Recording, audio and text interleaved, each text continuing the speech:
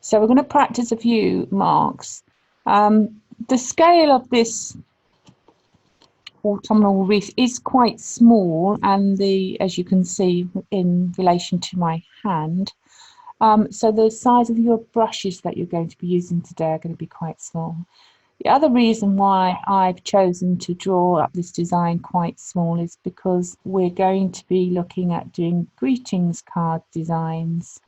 And so this was a way of getting you used to painting in a sort of small, dainty way in readiness for your Christmas card designs.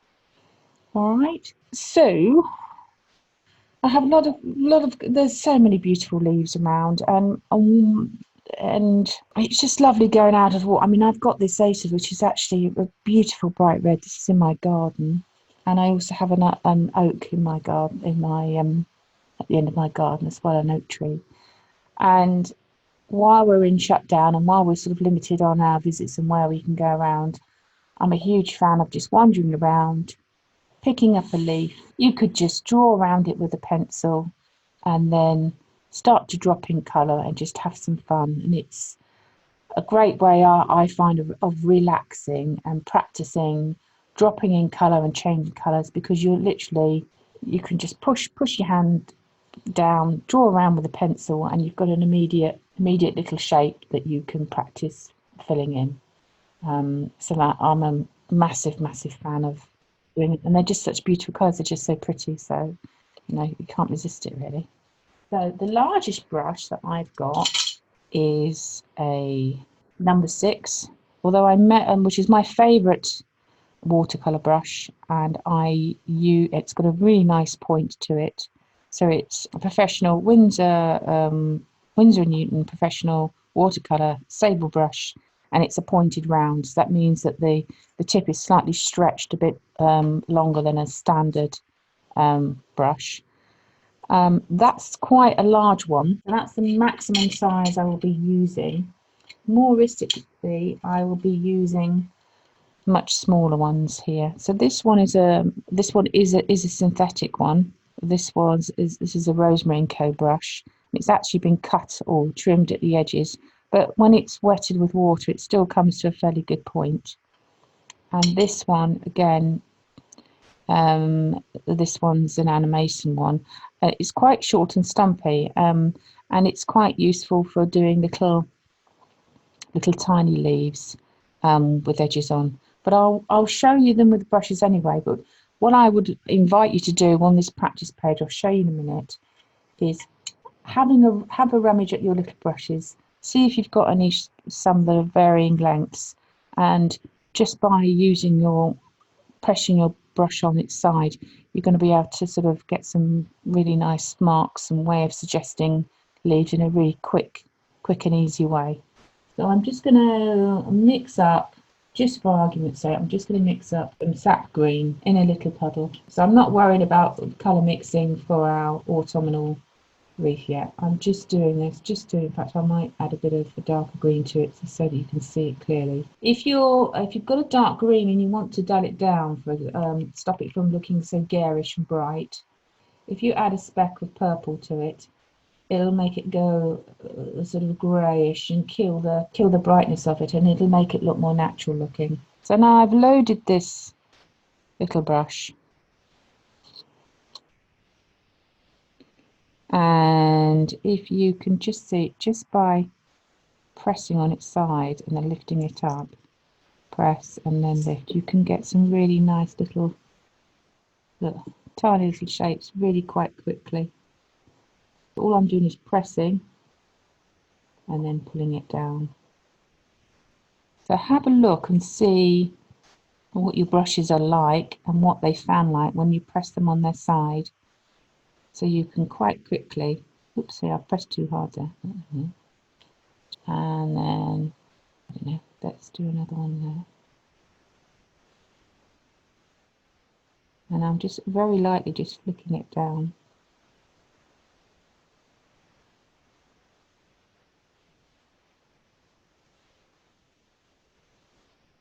Okay, so have a go and see what your brushes are like. So this is a really quick method or quick way of getting a little sprig. So that's with this brush, which is quite a shorter length. So pick up this brush, which is a number 4, because it's longer and thinner. I'm going to get a different shape. So for this one, you see the much longer shape. And if you don't have a good point, if you make sure you lift it up and then you just very gently catch the edge, especially if because the point's going on this one a little bit. So if I repeat that for you, so make sure you've got a good little practice pool of water, nicely loaded. I'm holding it, I'm pressing it down, and then I'm dragging it up and I'm lifting. So you can see how the point's gone here. It's made more like a line. So if you find that with your brush, coming around to the next size, and then if I tiny twist and just ever so tiny, slightly, lightest pressure, dragging it round, okay, and then just pulling it up. So even though the point on this is gone, I don't know if you can see that, even though the point on this one is gone, I'm still managing to get a good shape, because I know some of you struggle with your brushes to get or some of you feel your points have gone. Okay, so press down hard so you get the maximum width of the brush that you're using, and then if you lift it up slowly, pressure up higher and higher, okay, pulling it round, lifting it up higher and higher and higher. You've hardly got, so it's the tiniest touch, you're barely touching the surface of the paper, okay. It gives you plenty of time then to get a little leaf shape. Now I haven't tidied up these little puddles because we're just practicing shapes here, okay, so don't worry about all these little things. If I was doing it for a design, then I'd be showing you how to tidy these edges up, but sometimes when you're painting, you want to have variation in the tone and the colour of the leaf. Now changing up now, so this is a little practice. So this is my number 6, okay. So this is useful in fact, if you remember before when we practiced together, if you rest your little finger on the page, okay, and if I hold my brush vertically so it's pointing up at the sky, and I just touch the surface of the paper and I drag my whole hand down, I get a really long line. Okay. And again with my hand I could also hold the brush on its side at an angle closer to the page, and then I can just pull. So I'm locking my fingers, and I'm using my arm and pulling from my elbow. So my wrist is locked, my fingers are locked, and this helps me to get really nice lines that I want. Okay, so we're going to be using marks like this to make branches and twiggy shapes. Okay, so there's lots of ways that you can think about using your brush in different directions. But just doing lots of little hashes like this because it's fine. So here I'm almost blushing the surface with this brush. I'm flicking it out. Okay, beginning to make more spiky. Okay, now if I change the colour, perhaps make it a bit stronger and a bit more blue. I'm going to try and make this look a bit more like a pine leaf. So I'm now boosting up my colour, and I'm going to go over the top. There we go.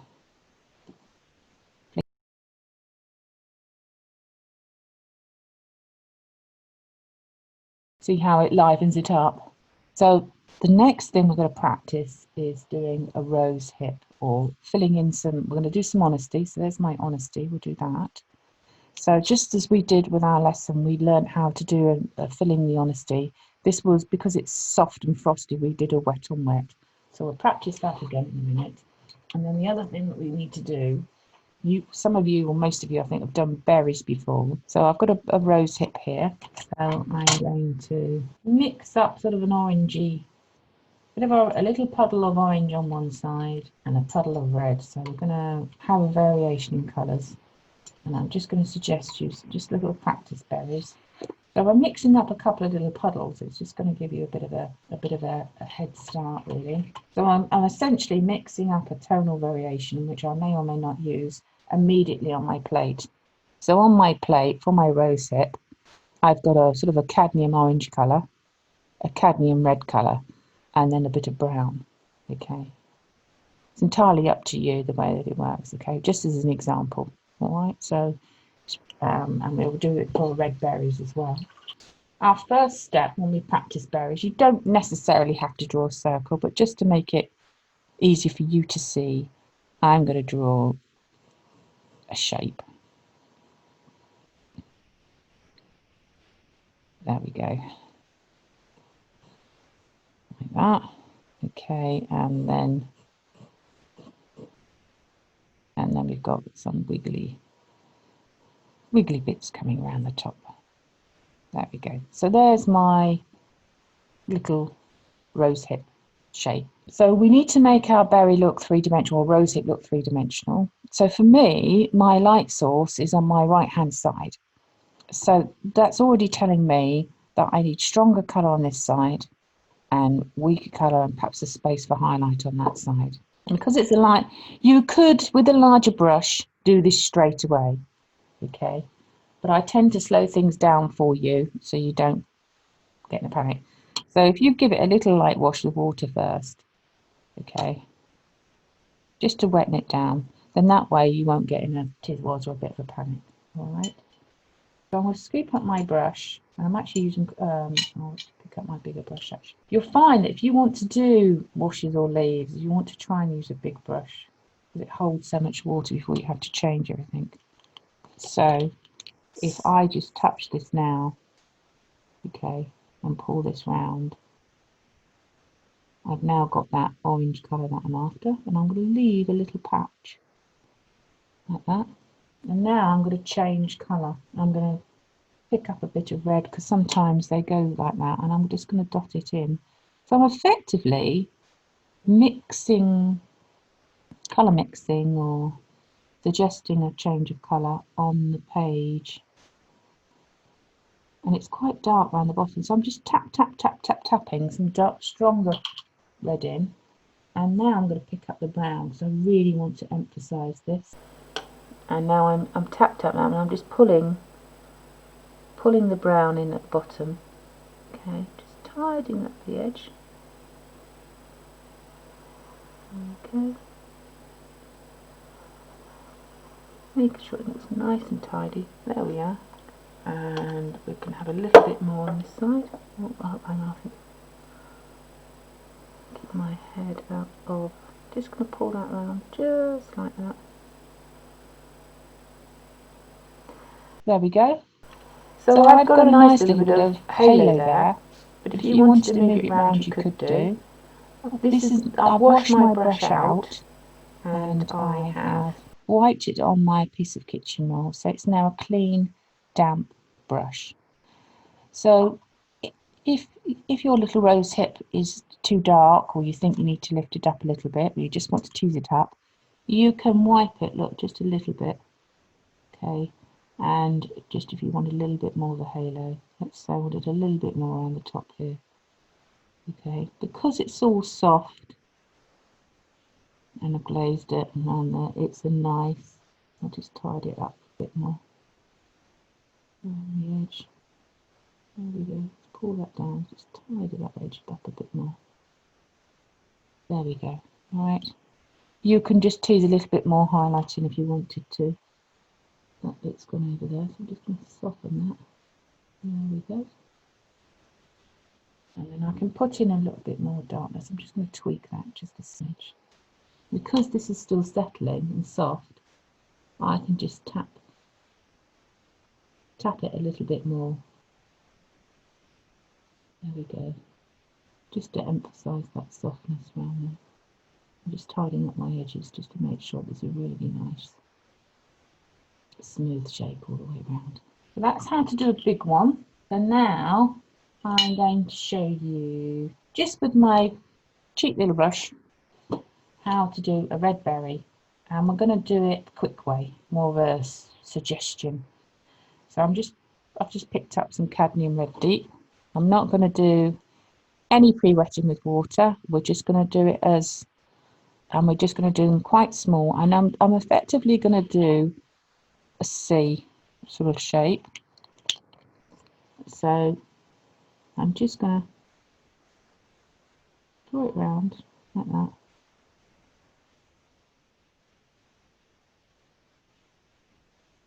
Okay. It's important always to leave a little bit of highlight on your berry, just so it catches the eye. I'm just gradually going round. Okay.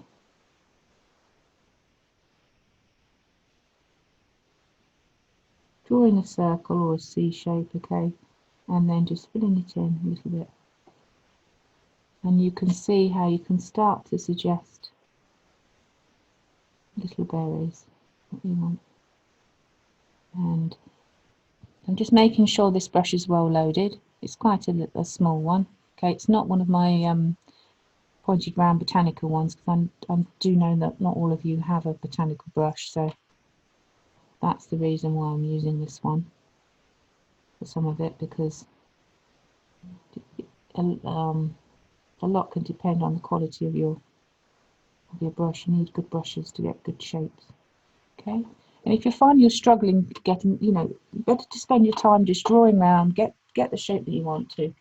Okay, and until you're happy with it. Okay, and then you can just pick up. Okay, and then you can just pull this down.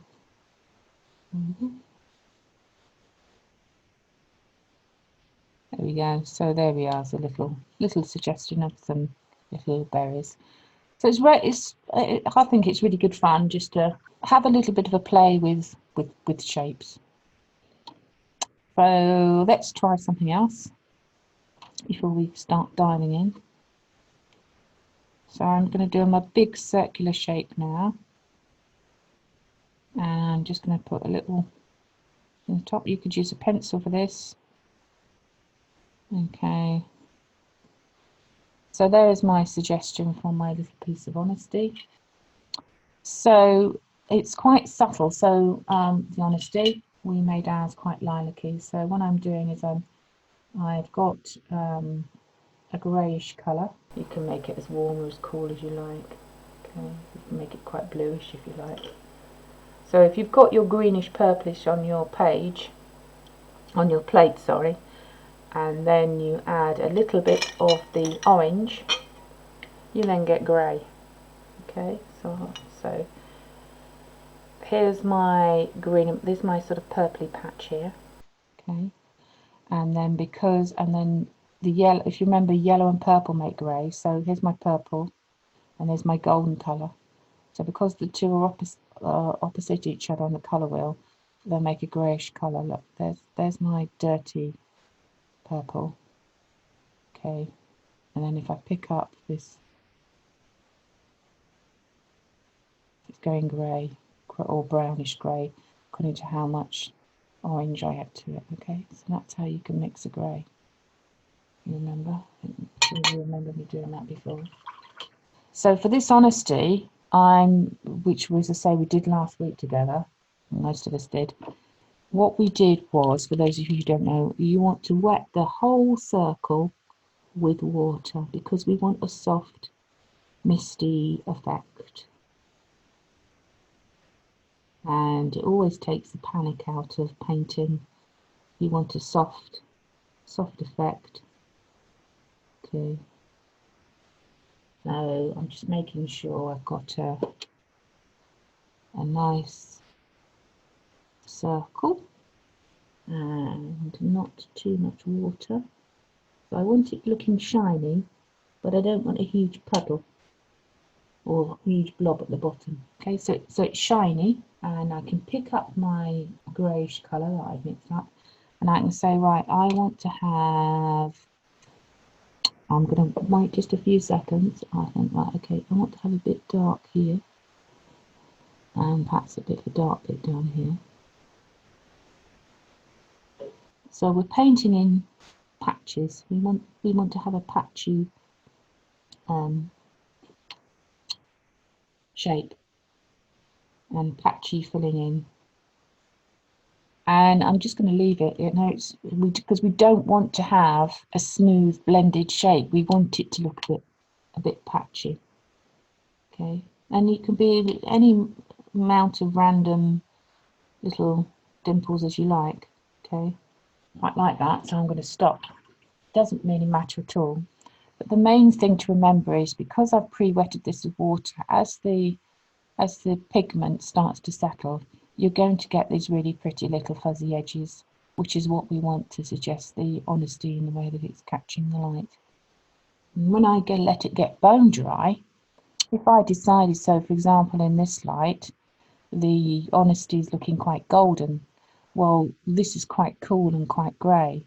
So if I let this get absolutely bone dry, if I wanted to, I could do a very thin wash of a yellow, golden yellow colour over the top to warm it all up. But I must do that once this is bone dry. I can't do that now. So we'll just wait for the this to dry. And if you and you keep an eye on it, keep watching it. And if while you're watching it you say, oh well, it's beginning to lose some of the halos that I was, or the light areas that I was really liking, it's spreading too much.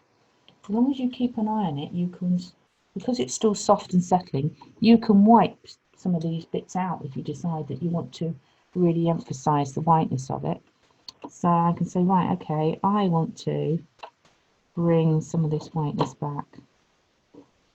There we go. Just to stop it from settling too much, because I want to have, there we go. As long as you don't do it all over, okay. Make sure it doesn't settle too much, and then you can go back and say, right, I want to make that a bit stronger there, and just make that a bit stronger there. Just so you can just watch it while it's settling, and we're still getting this lovely uneven finish that we want. Okay,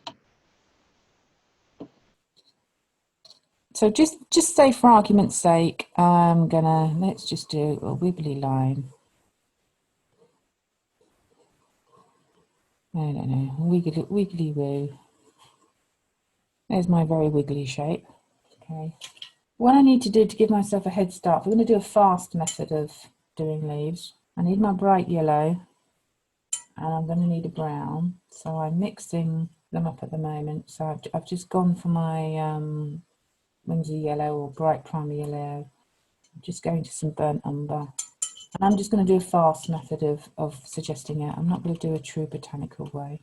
I'm not really going to try and attempt to do all the delicate green veining in it, because we're just doing a quick suggestion. Okay, so when you want to paint a leaf that's got lots of different colours on it, we're going to be starting with one colour, okay, and then as soon as we see a different colour, we'll then be dropping and changing from another colour.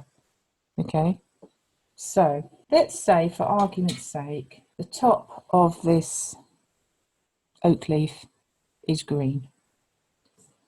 So I am going to paint the top of this area green, just there, and with a little blush of it just there.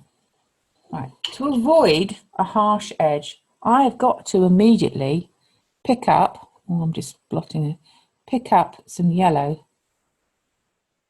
and I've now got to work and drag the paint down, but I've changed colour so that the green has blended into the yellow. So this is a fast method, okay? But I can now see that the edges of this oak leaf are tinged with brown. So I'm now drawing some brown around the edge. Okay, and there is a patch there. If you're finding that this method this is a fast method, if you are finding that this is too fast for you, what you would find beneficial is to pre-wet the entire leaf with water and then start to drop in spots of colour. It takes the panic out of it, and it's how you can get smooth blended shapes. But you can see I've got a smooth transition of change, but I can't stop. I've got to make sure that I keep dotting in patches of colour, changing it, because otherwise I can't afford for this sharp edge. I can't leave it, otherwise it's going to leave a shadow scar. I could if I'm, I could go with water, okay, but then I'm losing the speed of it, if you know what I mean. So now I'm down here, it's really brown, so I've got to go around the top, pull it down. So I'm working with that puddle or that shape, and I'm pulling it down. Okay, slightly different colour, and just touch it in there. Get a little blush. It's running, so it's still soft. So down here it's looking really brown, so I can pull in this colour down here.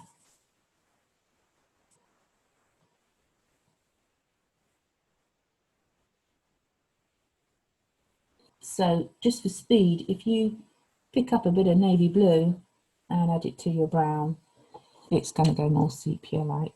There we go, look, see how much darker it is. Okay, and you could put a dot in that bit there, and let's just say, just for fun, you can put a bit of a dot in there, or a bit of a dot in the top there, look. Right, so hopefully you can see, so this is the fast method, and that's the process that when some of us last year we had little shots where we painted feathers. This is what I did again. So we've got some, and then let's give it some dots. So because this is still damp, the little dots are spreading like little blemishes. But if I wanted it to be sharp edges, so we've got some dots here that are very strong and look more like a sharp outline. So if I wanted to paint those on my oak leaf, I've got to let this get more dry or drier. Okay, I could do some lifting out, so that's something you can do now. Look, you can wipe all the way up, and sometimes I find this probably more useful to do it with a synthetic brush because it tends to pull more. There we go. So my sable brush is so soft. There we go. So I've now got my suggestion, and let's go that one there, and then we've got a flick of one there. So this one is coming up there. I've just done a hint here. That's how you can start to suggest veins if you wanted to. But this is, I'm beginning to do too much detail really, because we're meant to be doing a fast method or a suggestion of. But because this is drying now, it's making it easier for me to make a scar.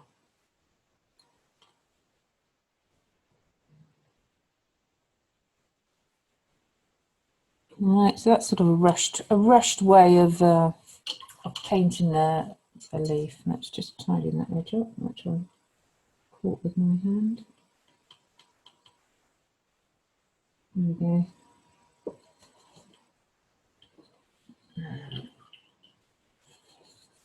tidy that edge up. There we go. All right, so that's just a suggestion, as I say, for changing the colours. You can see it's all soft, it's all muted, you've just got suggestions of it. You can let it dry, then you can put another layer on the top, but it'll let you get away with start to suggest things. Okay, so that's beginning to get a bit botanical, but it's a faster method. But usually the best, as I say, the best way I normally tell you to do it is to wet it first with water. All right.